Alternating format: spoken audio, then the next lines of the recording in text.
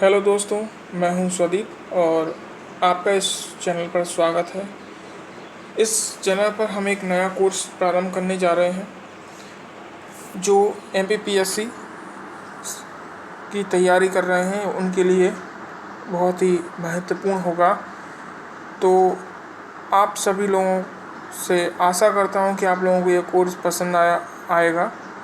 तो सबसे पहले एमपीपीएससी को शुरू करने से पहले हम सबसे पहले उसके सिलेबस जो है उसको समझ लेते हैं। एमपीपीएससी ये एक संवैधानिक संस्थान है जो मध्य प्रदेश के इंदौर शहर में स्थित है। मध्य प्रदेश लोक सेवा आयोग जो राज्य प्रशासनिक सेवा, राज्य पुलिस सेवा, राज्य अभियांत्रिकी या स्टेट इंजीनियरिंग सर्विस आदि सेवाओं के लिए विज्ञापन जारी करता है और भर्ती करता है। ये स्टेट पीएससी है, इसको से सभी लोग वाकिफ़ होंगे। और हम जो है स्टेट सर्विस यानी कि स्टेट जो एडमिनिस्ट्रेशन सर्विस है यानी कि राज्य प्रशासनिक सेवा और राज्य पुलिस सेवा तो जो है इसके लिए, और राज्य वन सेवा, इन तीनों सर्विसेज के लिए हम इस कोर्स को प्रारंभ कर रहे हैं। तो कोर्स की शुरुआत जो होगी एनसीईआरटी से करेंगे। तो यानी कि जो लोग जिन लोगों का बेसिक अभी तैयार नहीं है या जो तैयारी शुरू करना चाहते हैं उनके लिए बहुत ही महत्वपूर्ण होगा। और जो वनडे एग्ज़ाम भी दे रहे हैं तो उनके जीएस पर्पज़ से या जो उनका जीके का पेपर होता है उसके पर्पज़ से ये कोर्स इम्पोर्टेंट होगा।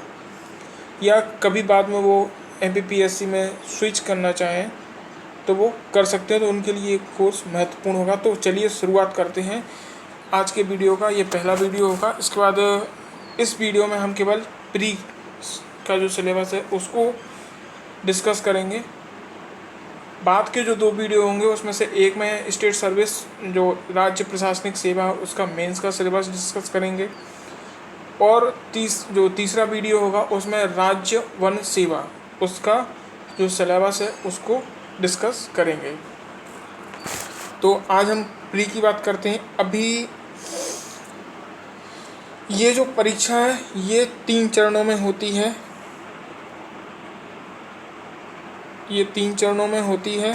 इसका 3 चरण कौन सा है? एक तो होती है प्रारंभिक परीक्षा, मुख्य परीक्षा, साक्षात्कार। ये जो आप चरण देख रहे हैं, प्रारंभिक जो परीक्षा होती है ये राज्य प्रशासनिक सेवा के लिए और राज्य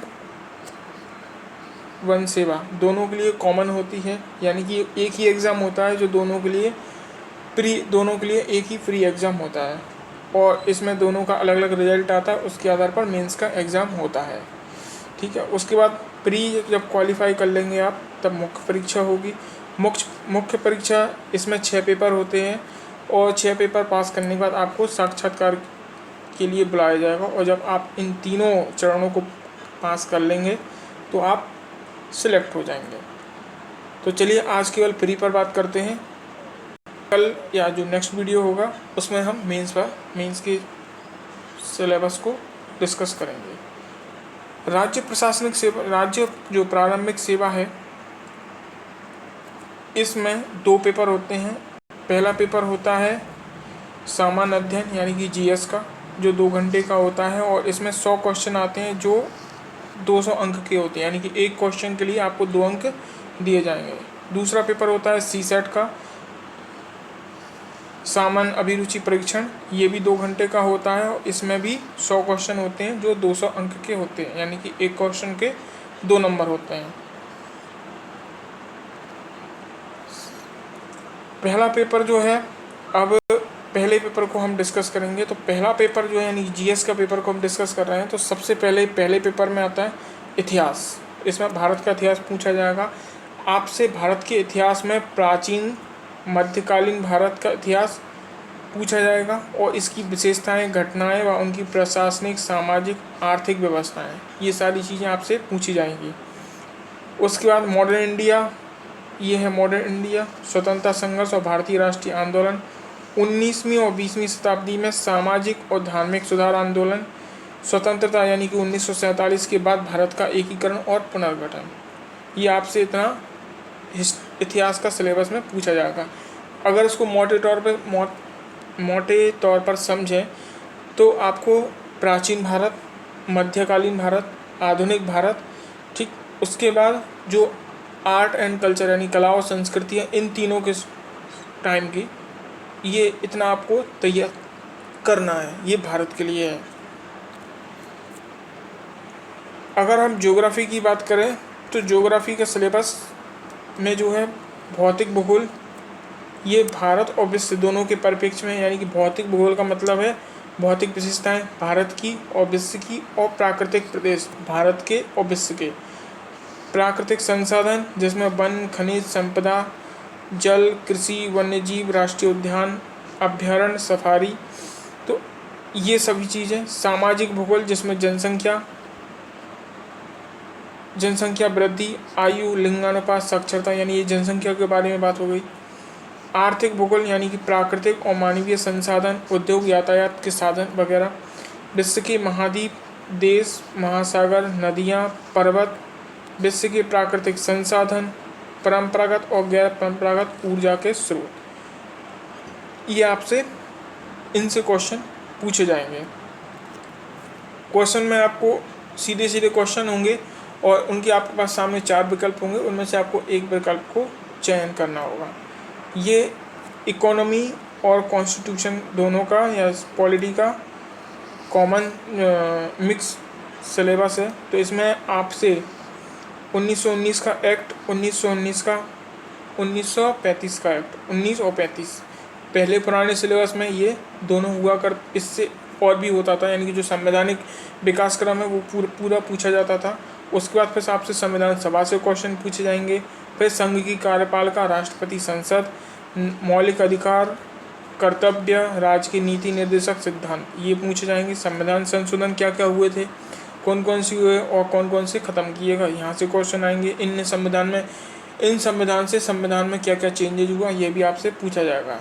न्यायपालिका में सुप्रीम कोर्ट और न्यायिक व्यवस्था, यानी कि सुप्रीम कोर्ट के साथ साथ हाई कोर्ट और लोअर कोर्ट है, वहाँ से क्वेश्चन आएंगे। इकोनॉमी में भारतीय अर्थव्यवस्था टॉपिक दिया है, तो इसका मतलब है कि वो भारतीय अर्थव्यवस्था के अंतर्गत जो कुछ भी आता है वो आपसे पूछेंगे। औद्योगिक विकास, विदेशी व्यापार, भारत का आयात निर्यात, ये पूछेंगे।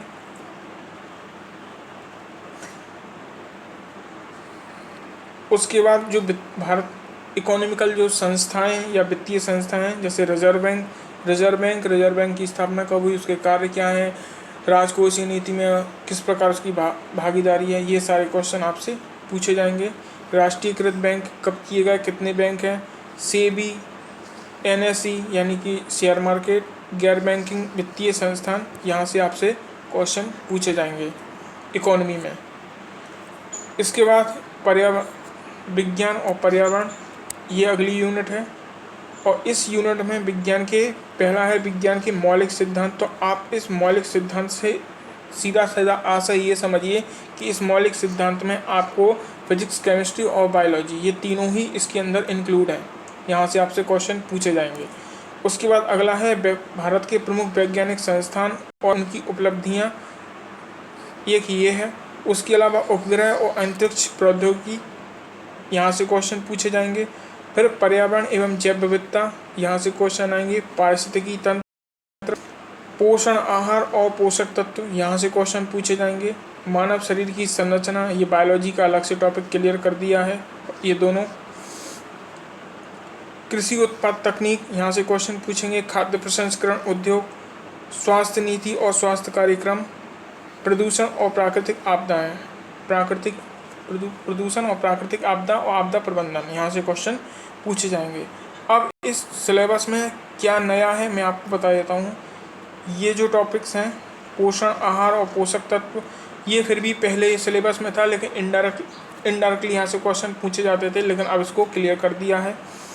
कृषि उत्पाद तकनीक पहले शामिल स्पष्ट नहीं था, लेकिन अब क्लियर कर दिया है।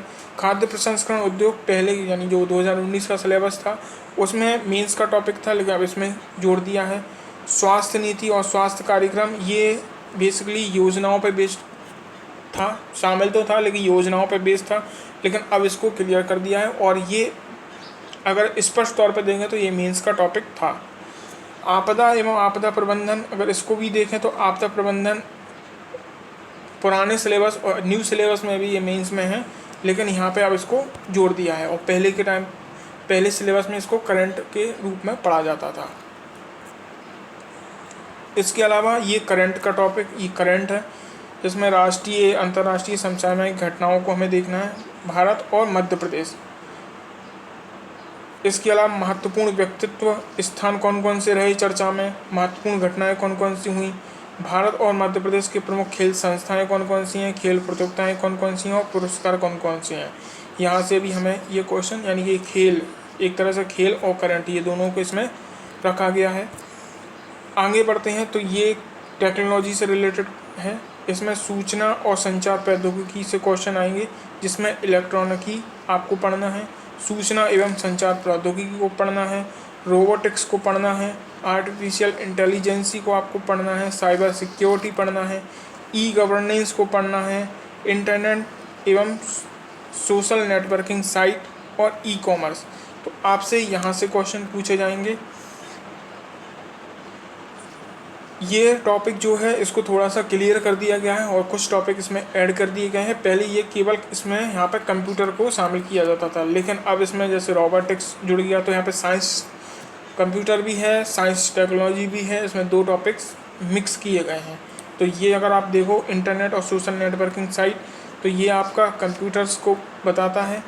ई कॉमर्स ये करंट से रिलेटेड है, और robotics, artificial intelligence, cyber security, सूचना संचार प्रौद्योगिकी, ये आपकी साइंस टेक्नोलॉजी के टॉपिक हैं। इलेक्ट्रॉनिक्स भी।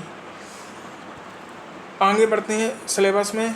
ये जो है नया जोड़ा गया है, इसमें कुछ संवैधानिक संस्थाएं हैं जिनसे आपसे क्वेश्चन पूछे जाएंगे, तो इनको हमें पढ़ना पड़ेगा। जैसे निर्वाचन, अगर निर्वाचन आयोग को देखें तो निर्वाचन आयोग किस आर्टिकल में है, उससे शक्तियाँ किससे मिलती हैं, निर्वाचन आयोग, जो निर्वाचन आयुक्त हैं उसको, उनकी जो है निर्वाचन आयुक्त का कार्यकाल कितना होता है, एज कितनी होती है, ठीक है, वेतन भत्ते कौन निर्धारित करता है, नियुक्त कौन करता है, हटाता कौन है, और जो भी सारी उनकी शक्तियाँ क्या है, कार कौन कौन से हैं, निर्वाचन आयोग के कार कौन से हैं, स्टेट जो इलेक्शन कमीशन है उसका कार्य क्या है, नियुक्त कैसे होता है, ये सारी चीज़ें, या गठन कैसे किया गया, ये सारी चीज़ें यहाँ इन सभी से आपसे क्वेश्चन पूछे जाएंगे। पुराने सिलेबस में इनकी जगह पर SC ST और ह्यूमन राइट्स एक्ट हुआ करते थे, जिन्हें अब हटाकर इन्हें जोड़ दिया गया है। तो प्री का सिलेबस यहीं तक है। हाँ सॉरी, ये तो अन्य सब्जेक्ट है। अब आते हैं मध्य प्रदेश। मध्य प्रदेश भी इसमें जुड़ा हुआ है। मध्य प्रदेश का इतिहास, संस्कृति और साहित्य, जिसमें मध्य इतिहास की महत्वपूर्ण घटनाएं और मध्य प्रदेश के प्रमुख राजवंशों से क्वेश्चन करेंगे आपसे। मध्य प्रदेश में जो स्वतंत्रता आंदोलन हुए वहाँ से क्वेश्चन आएंगे। मध्य प्रदेश में जो कला और स्थापत्य कला है उनसे क्वेश्चन किए जाएंगे। मध्य प्रदेश एक जनजातीय स्टेट है तो जनजातियों से क्वेश्चन भी आएंगे। मध्य प्रदेश में कौन कौन से त्यौहार, लोक संगीत, लोक कलाएँ, लोक साहित्य हैं, वहाँ से कौन कौन से साहित्यकार हैं, उनकी कृतियाँ कौन कौन सी हैं। मध्य प्रदेश में धार्मिक और पर्यटन स्थल कौन कौन से हैं, और मध्य प्रदेश में जनजातीय, यानी कि जो जनजातियाँ हैं उनमें से कौन से ऐसे लोग हैं जो बेहद फेमस हैं, तो जनजातीय व्यक्तित्व कौन कौन से, वहाँ से क्वेश्चन आएंगे। तो ये मध्य प्रदेश का इतिहास का पोर्शन था। फिर मध्य प्रदेश का भूगोल की बात करें तो वनों, उपज, वन्य जीव, नदियाँ, पर्वत श्रृंखलाएँ, मध्य प्रदेश की जलवायु, प्राकृतिक खनिज संसाधन, मध्य प्रदेश में परिवहन, सिंचाई, विद्युत परियोजना। तो सिंचाई विद्युत परियोजना में कितना सिंचाई क्षेत्र है, कौन कौन सी योजनाएं चल रही हैं मध्य प्रदेश में, केंद्र की कितनी योजनाएं मध्य प्रदेश में चल रही हैं, मध्य प्रदेश सरकार द्वारा कितनी योजनाएं खोली गई हैं, उनका क्या स्टेटस है, कब चालू की गई, किस ईयर में चालू की गई, ये मध्य प्रदेश में कौन कौन से खनिज संसाधन पाए जाते हैं, इनके उत्पादन में मध्य प्रदेश का क्या स्थान है, भंडारण में क्या स्थान है, परिवहन की मध्य प्रदेश में क्या स्थिति है, कब कौन कौन से रास्तों से मध्य प्रदेश में आ सकते हैं, जो कितने एयरपोर्ट हैं, कितने स्टेशन हैं, कितने जो रेलवे जोन हैं, ये सभी इसमें पूछे जाएंगे। मध्य प्रदेश की जलवायु कैसी है, जलवायु का विभाजन के बारे में पूछेंगे, बरसात कैसी होती है, ये सभी चीज़ें। उसके अलावा मध्य प्रदेश में कृषि क्रमण अवार्ड कितनी बार मिल चुका है, कृषि में कौन कौन सी फसलें होती हैं, पशुपालन, पशु कौन कौन से पाए जाते हैं, पशु जनगणना में मध्य प्रदेश का कौन सा स्थान है, कृषि आधारित उद्योग कौन कौन से हैं मध्य प्रदेश के। तो ये सारी चीज़ें आपसे यहाँ से पूछी जाएंगी। अगर मध्य प्रदेश की राज्य व्यवस्था की बात करें तो मध्य प्रदेश की संवैधानिक व्यवस्था में आपको राज्यपाल, मंत्रिमंडल, विधानसभा क्वालिटी के साथ तैयार कर ही लेंगे। उसके बाद मध्य प्रदेश में जो पंचायती राज व्यवस्था और नगरीय प्रशासन है, इसको भी आपको तैयार करना होगा। इकोनॉमी में वही जनगणना, मध्य प्रदेश का आर्थिक विकास, उद्योग कौन कौन से हैं, जनजातियाँ, अनुसूचित जनजातियाँ और राज्य की प्रमुख कल्याणकारी योजनाएं कौन कौन सी हैं। तो इनके अलावा ये तो था GS 1 का सिलेबस। अब आते हैं GS 2 पर। तो GS 2 में आप अगर देखें, मैं आपको दिखाऊं, ये CSET का पेपर है, ये केवल पासिंग है, यानी कि आपको 100 में से लगभग 40 क्वेश्चन सही करने हैं तो आप इसमें पास हो जाएंगे। मध्य राज्य प्रशासनिक सेवा के लिए ये जो है, ये केवल राज्य प्रशासनिक सेवा के लिए है। अगर आप राज्य वन सेवा के लिए एग्ज़ाम देते हैं तो आपको GS 1 और GS 2 यानी कि CSET और GS 1 सामान्य अध्ययन दोनों के जो हैं नंबर्स हैं, उनको मिलाकर कट ऑफ तैयार होगा, उसके हिसाब से मेरिट बनाई जाएगी। इसमें आपसे जो क्वेश्चन पूछे जाएंगे, तो एक तो है बोधगम्यता, ठीक। उसके बाद संचार एवं संचार कौशल यानी कि प्रबोधक संप्रेषण, यहाँ से क्वेश्चन आएंगे। व्यक्तित्व कौशल, फिर तार्किक कौशल, विश्लेषणात्मक क्षमता, यानी कि यहाँ से आपको केस स्टडी मिलेगी, जहाँ पे आपको एक केस स्टडी दी जाएगी और उसमें आपको डिसीजन लेना है कि आप इस स्थिति में किस प्रकार का निर्णय लेंगे। तो ये देखो, निर्णय लेना और निर्णय समाधान। तार्किक कौशल और विश्लेषण क्षमता, मतलब यहाँ पे वो पूर्वाग्रह नहीं, तर्क और कथन वाले क्वेश्चन मिलेंगे। सामान्य मानसिक योग्यता, यहाँ से आपको हो सकता है यहाँ से रीजनिंग के क्वेश्चन मिलेंगे, ठीक। आधारभूत अध्ययन, आधारभूत संख्यानन यानी कि संख्या और उसके संबंध, विस्तार क्रम आदि से क्वेश्चन मिलेंगे। तो ये जो यहाँ से क्वेश्चन आएंगे, ये 10वीं लेवल तक के क्वेश्चन होंगे, ठीक है। और यहाँ पे आपको गणित से चार्ट, ग्राफ, तालिका यानी पाई चार्ट वगैरह ये क्वेश्चन आएंगे। तो ये भी क्लास 10 के लेवल का होगा। उसके अलावा आपसे हिंदी के भी कुछ क्वेश्चन पूछे जाएंगे। तो हिंदी भाषा के भी जो क्वेश्चन होंगे वो 10वीं लेवल तक के होंगे। देखिए यहाँ पे स्पष्ट टिप्पणी में लिखा है, 10वीं स्तर के हिंदी भाषा के बोधगम्यता कौशल से संबंधित प्रश्नों का परीक्षण प्रश्न पत्र में न केवल हिंदी भाषा के उद्धरणों के माध्यम से अंग्रेजी अनुवाद उपलब्ध कराए बिना किया जाएगा। यानी कि जो इंग्लिश मीडियम से तैयारी कर रहे हैं उनको ये वाला जो सेक्शन है हिंदी वाला, उसका अंग्रेजी ट्रांसलेशन नहीं मिलेगा, इस बात को ध्यान रखना। तो ये CSET का क्वेश्चन है और आशा करता हूँ कि आपको ये वीडियो जो है पसंद आया होगा। और जो लोग MPPSC की तैयारी करना चाहते हैं तो वो इस सिलेबस को और अच्छी तरीके से, इस वीडियो को देखें और सिलेबस को अच्छी तरीके से समझें। अगर आपका कोई भी क्वेश्चन है इस से रिलेटेड तो मुझे आप कमेंट बॉक्स में क्वेश्चन करें, मैं उसका आंसर ज़रूर करूँगा। और वीडियो देखने के लिए थैंक यू, और मिलते हैं नेक्स्ट वीडियो में मेंस के सिलेबस के साथ। तब तक के लिए